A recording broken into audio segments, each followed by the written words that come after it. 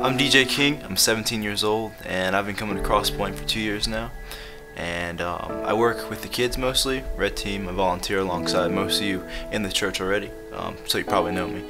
This is pretty much just my testimony on what happened.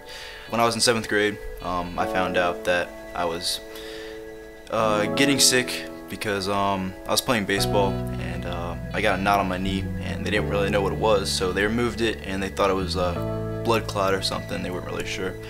So they removed it, and they found out that it wasn't what they thought it was, so they sent it off to Duke Hospital, and they told me the next day that I had to go to Duke immediately because I was in blast crisis, which is one of the worst phases of my cancer. My white blood count was 500,000, and it only should be 5,000, so it was everywhere.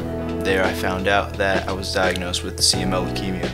They said that you might have a slight chance of living and possibly a chance of dying as well. So at that moment when you're told that, you don't really know what to say. You're kind of speechless. You don't really believe it. To me, it kind of felt like a dream because, you know, I wasn't really expecting that.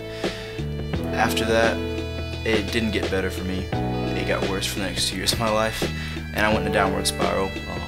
Kind of stopped doing well in school, stopped hanging out with my friends, family kind of grew distant from me. Then I met someone that went to CrossPoint, and they invited me to come, and I wasn't really too big on that because being in the state of mind that I was, God wasn't really the, first thing on my mind. So I didn't really want to go, but he was like, you need to come, and I'm like, I don't want to. He's like, you're going.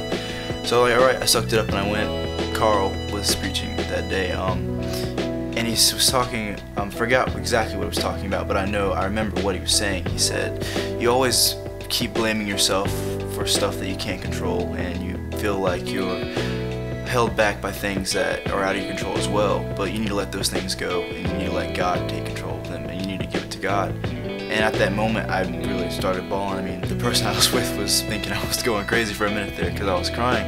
After you really grasp the concept of giving it to God, it really does help, and that's where I am now. And I got saved March 17th of that year, actually. I remember that. 2 years later after that, I've been baptized, and I got baptized this year, actually, March 4th.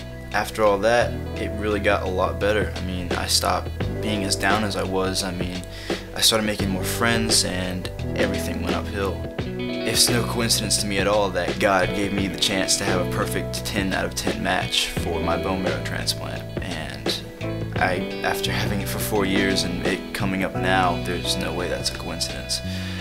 So I appreciate the prayers because I know some of you know that I have it and you've been praying for me, and I appreciate it a lot. And I'll be in the hospital for about 2 months. It's going to be hard being away from the kids at church and everybody else, but I will be watching it online. But after those 2 months, I will be coming back to church, and I look forward to seeing everybody again. Thanks.